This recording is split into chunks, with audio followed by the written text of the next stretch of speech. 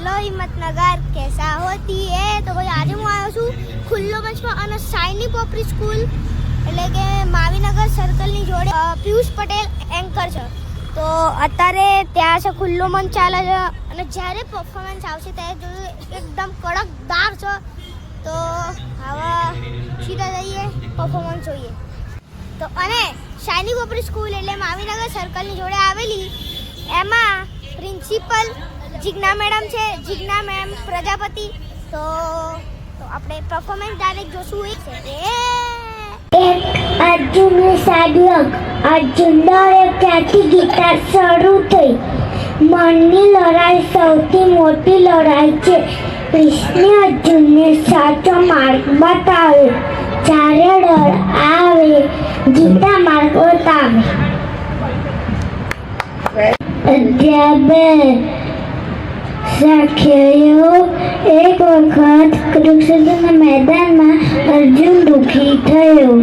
તેને લાગ્યું આ યુદ્ધમાં મારા પોતાના લગ્નનો કેવી રીતે લડી શકું। ત્યારે ભગવાન શ્રી કૃષ્ણ અર્જુનને સમજાવે છે, અર્જુન ડર ના રાખ।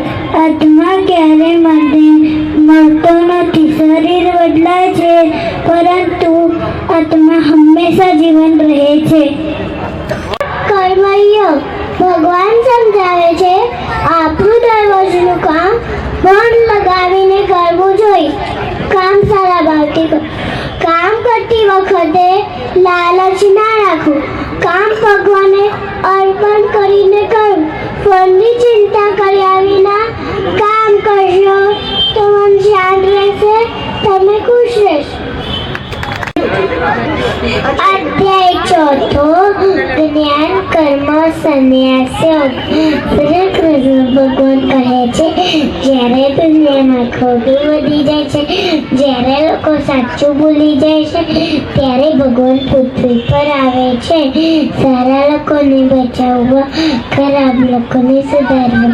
ભગવાન પૃથ્વી પર જન્મ લે છે। અધ્યાય 5 કર્મ સંન્યાસ યોગ। ભગવાન સમજાવે છે સાચો સંન્યાસ એટલે ગુસ્સો છોડવો, લાલચ છોડવી, ખોટા વિચારો છોડવા। ભગવાન કહે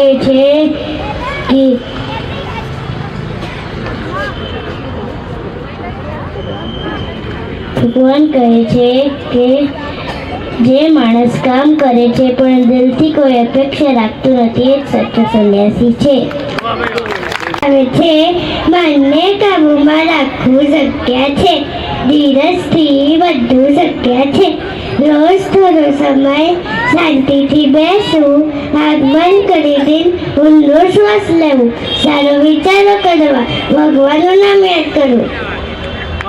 કહે છે બાળકો હું બધાની અંદર છું અને આ આખી દુનિયા મારી શક્તિથી ચાલે છે। તેઓ સમજાવે છે ધરતી, પાણી, આગ, હવા, આકાશ આ બધું ભગવાનની શક્તિથી ચાલે છે।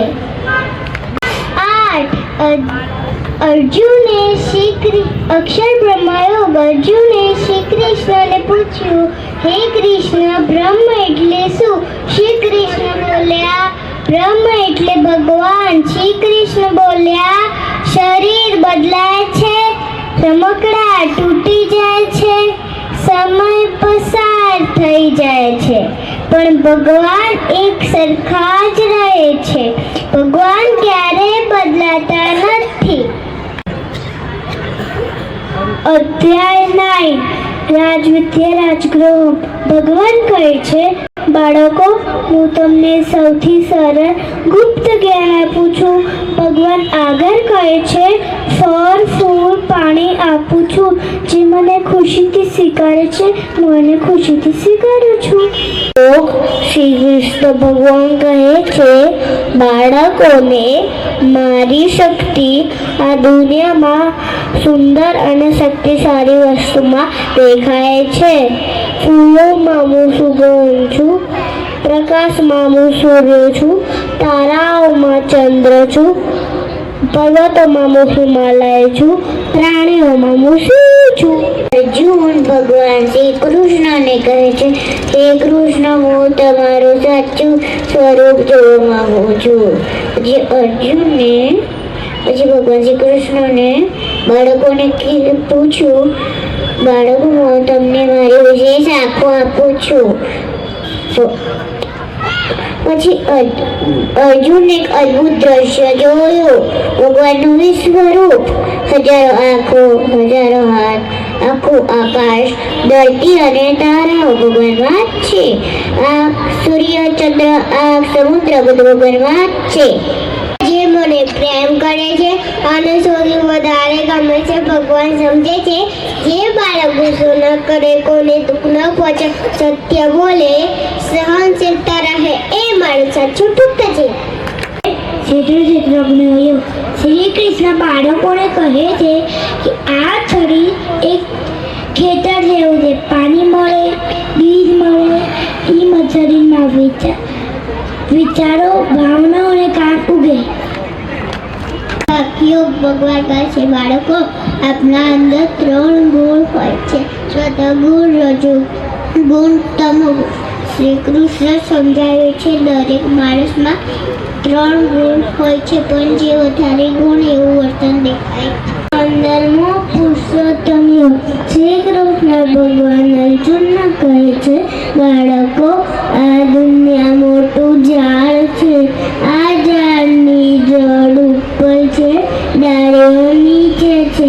આ ઝાડ આપણને બોલાવે છે. આ ઝાડને કાપવા માટે જ્ઞાનની કાતર જોઈએ.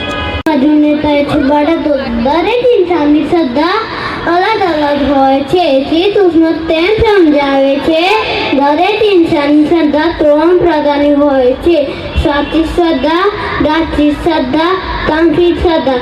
જે શ્રદ્ધા શુદ્ધ હોય એ માણસને સારો બનાવે છે. અર્જુન કહે છે, એ કૃષ્ણ, હું સાચી શ્રદ્ધા અપનાવવાનો પ્રયત્ન કરું છું. અધ્યાય 18 સન્યાસીઓ. ભગવાન કહે છે કે બાળકો, સાચો સંન્યાસ એટલે ખોટી ઈચ્છાઓ છોડવી. ભગવાન કહે છે, તમે મને યાદ કરો, હું તમને દરેક પુસ્તકથી બચાવીશ. શ્રી કૃષ્ણ કહે છે, તમારા કામ કરો, ફળ પકવાનું પણ છોડો, ડર ના રાખો.